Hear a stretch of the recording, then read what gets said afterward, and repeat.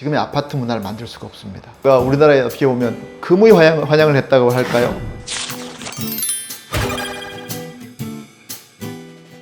네, 안녕하세요.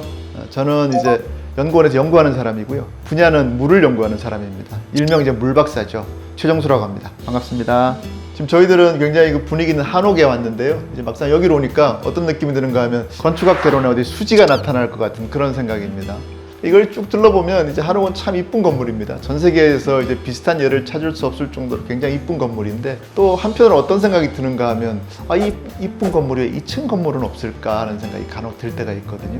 혹자들은 이게 혹시 건축 기술이 없어서 그런 건 아닐까라고 생각할 수 있지 않습니까? 근데 이제 경회로나 이런 법주사 팔상자는 5층 목탑도 있고요. 이제 건축 기술이 없었던 건 아니죠. 우리나라 이제 온돌은 바닥을 따뜻하게 한 다음에 그 바닥 열이 이제 위로 올라와서 방 전체를 따뜻하게 하는 방식이잖아요. 굉장히 독특한 난방 방식인데 은근히 복잡한 구조입니다. 밑에 돌을 깔아서 뭐 고래나 구들장을 만들어야 되고 아궁이도 만들어야 되고, 이게 돌을 많이 쓰니까 무게도 있고 화재 위험도 있죠. 여기 지금 보는 것처럼 목조로 대부분 되어 있는 이 건축물에 2층에 이렇게 많은 돌을 올리거나 여기서 아궁이를 두고 불을 지핀다는 건 사실 굉장히 위험한 일이죠. 그러다 보니까 한옥에는 2층 집을 짓지를 못했습니다. 우리나라에도 이제 2층 한옥들이 있습니다. 제가 이 말씀을 드리면 어떤 분들은 나 2층 한옥 본 적이 있는데 라고 하실 수 있습니다. 2층 한옥이 있는데 대신 이제 난방실을 설치할 수가 없었기 때문에 이제 여름에는 거주할 수 있지만 겨울에는 거주하지 않았습니다. 그래서 이제 겨울에는 창고로 쓰거나 이렇게 쓰고 여름에만 이제 거주하는 시설로 썼었죠. 같은 아시아권이지만 일본으로 넘어가 보면 일본은 이로리라고 하는 이제 화로 비슷한 거를 다다미방 가운데 이렇게 두고 거기에서 난방을 하는 방식이기 때문에 이건 뭐 2층이든 3층이든 화로만 들고 가면 난방이 되니까 그 층에 별로 제한을 받지 않았죠.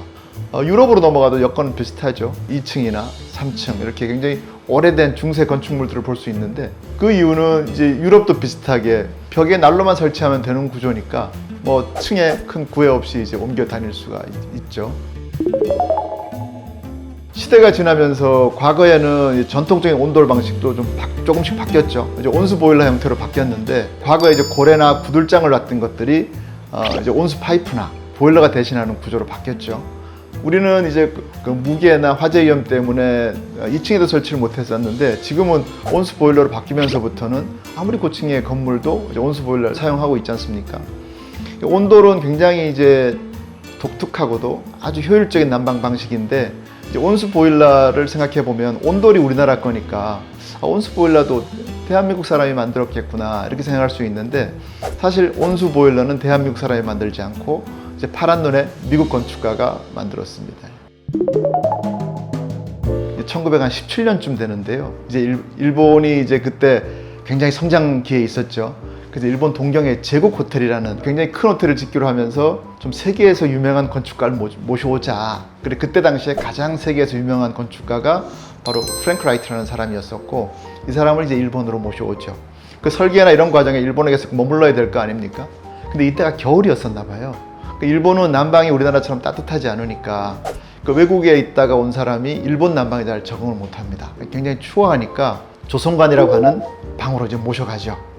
조선관이라고 온돌이 된 방이었었는데, 이 사람은 이제 처음에 온돌을 보고 나서 이건 너무 효과적인 난방 방식이다 라고 느낀 다음에 이거를 본인이 건축가니까 내가 건축하는 건물에 한번 적용해 봐야 되겠다라고 생각을 했었는데, 그때 당시에 이제 온돌은 구들장하고 고래가 있는 구조니까 이 구조로는 확산이 어렵겠다 싶어서, 그때 이미 미국에는 이제 파이프를 가지고 하는 라디에이터 방식이 난방 방식으로 자리 잡고 있었거든요.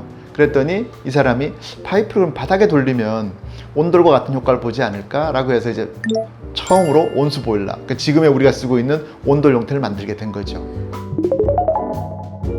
온수 보일러가 우리나라에 어떻게 보면 금의 환영을 했다고 할까요? 온돌이 온수 보일러로 다시 태어나서 우리나라에 들어온 거는 1962년에 마포 아파트를 LH가 지었던, 그때 당시에 대한주택공사가 지었던 마포 아파트에 처음으로 들어옵니다. 가장 높은 주거시설이었죠. 연탄 보일러로 해서 만들었었는데, 온수 보일러라는 게 없었으면 우리나라는 지금의 아파트 문화를 만들 수가 없습니다.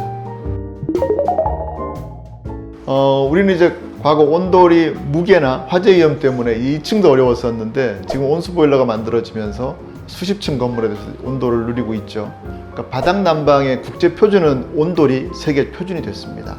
그뿐만이 아니고 이제 국내 보일러 업체들이 많지 않습니까? 이제 보일러 업체들이 매출이 국내에서 매출을 발생시키는 것보다 해외에서 매출을 발생시키는 게 훨씬 많다고 하네요. 이제 온돌이 제2의 전성기를 맞아서 세계에 있는 모든 사람들이 이 온돌의 매력에 아마 빠지지 않을까 이렇게 되기를 기대해 봅니다.